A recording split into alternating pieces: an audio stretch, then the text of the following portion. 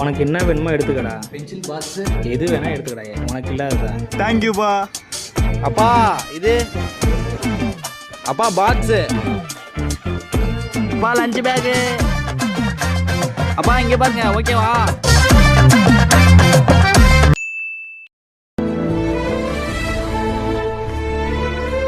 பையனுக்கு ஸ்கூல் ஆரம்பிக்குது, கொஞ்சம் அங்கங்கே கிழிஞ்சிருக்கு, கொஞ்சம் தச்சு தந்துடுறீங்களா?